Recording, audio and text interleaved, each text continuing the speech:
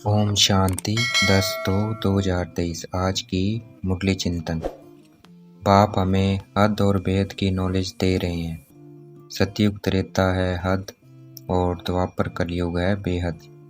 शिव बाबा फिर हमें हद और भेद से भी पार घर परमधाम ले जाते हैं। परमात्मा बाप द्वारा मिली हुई नॉलेज में मजबूत वो रह सकता है जो पवित्र रहता है।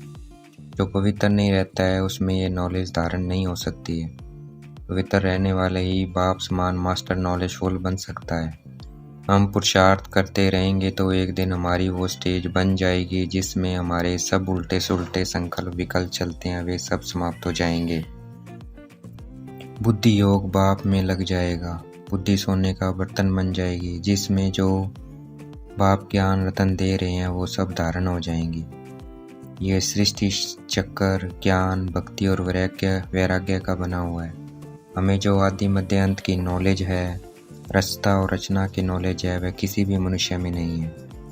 ये नॉलेज तब समझ में आती है जब बीज परमात्मा बाप को जाने।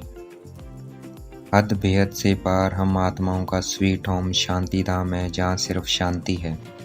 और हद सतयुग भी स्वीट होम है, वहाँ शांति भी है तो राज्य भाग्य भी है, अर्थात सुख शांति दोनों है। और परम धाम में सिर्फ शांति है। अभी हम ब्राह्मण आत्माएं सुख शांति दोनों स्थापन कर रहे हैं। इस वक्त दुनिया में अशांति 5 विकारों से है, ये दुनिया में कोई नहीं जानता है। उन लोगों ने कल्प की आयु लाखों वर्ष कह दी है, इसलिए आज वो भ्रष्टाचारी दुखी पतित है। जरा भी सभ्यता नहीं है।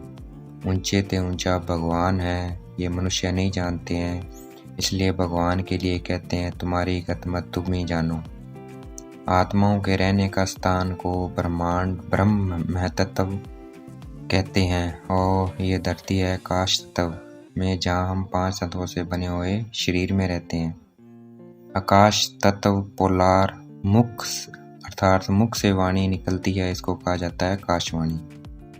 जैसे हम शरीर में आत्मा है वैसे परमात्मा भी ऊंचे ते ऊंची आत्मा है। माला है नई दुनिया की। माला में जो ऊपर में फूल है वह है ऊंचे ते ऊंचा भगवान, फिर है मेरू युगल लक्ष्मी नारायण, फिर नंबरवार माला बढ़ती जाती है। इस सृष्टि रूपी कल्प वृक्ष की आयु एग्जैक्ट 5000 वर्ष है, इसमें 1 सेकंड का भी फर्क नहीं पड़ता है। परमात्मा बाप हर 5000 साल बाद बाप टीचर सतगुरु का पाठ बजाते हैं। प्रलय कभी नहीं होती है, सृष्टि का परिवर्तन होता है, पुराने से नहीं बन जाती है। बुद्धि को सब तरफ से निकाल योग शिव बाबा से लगाते लगाते हमारा बुद्धि रूपी बर्तन सोना हो जाएगा, अर्थात पवित्र हो जाएगा। ये ज्ञान दान दूसरों को भी करना है। हम अभी ज्ञान का दान करते हैं इसलिए भारत महादानी बनता है और भारत में धन आदि बहुत दान करते हैं इसलिए करते हैं वो। हमें गृहस्थ व्यवहार में रहते कमल फूल समान बनना है। हमें कर्म करते भी शिव बाबा को याद करना है। हथ काटे दिल शिव बाबा को दे। कुछ टीचर मायावी बन जाते हैं और उनसे पढ़ने वाले बच्चे ऊंचे चले जाते हैं। सबसे ताकत वाला एक शिव बाबा है जो हमें पढ़ाकर एकदम विश्व का मालिक बना देता है। फिर हमारे लिए कोई वस्तु है प्राप्त नहीं रहती है, सब कुछ हमारे पास आ जाता है नंबरवार पुरुषार्थ अनुसार। हम ही पूज्य थे फिर हम ही पुजारी बनते हैं। हम फिर पूज्य बनने के लिए पुरुषार्थ कर रहे हैं। जितना हम बाप को याद करते जाएंगे उतने माया के तूफान खत्म होते जाएंगे। शरीर नहीं देखना है, सबको आत्मा भाई भाई देखना है। ये मेहनत करनी है हमें आत्मा देखने की सबको, और अपने को भी आत्मा समझ बाप को याद करना है। जिस्मानी पढ़ाई को भूलना है, बुद्धि में चक्कर फिराते रहना है। दैवी गुण धारण करने हैं नई दुनिया में जाने के लिए।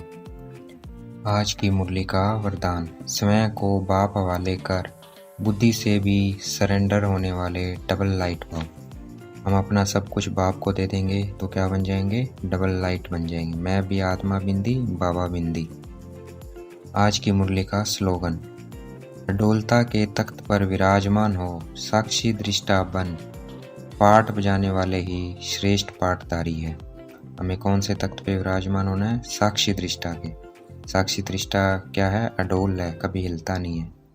तो साक्षी दृष्टावन पाठ बजाने वाले ही श्रेष्ठ पाठधारी है। अच्छा, ओम शांति। शुक्रिया मीठे बाबा, शुक्रिया।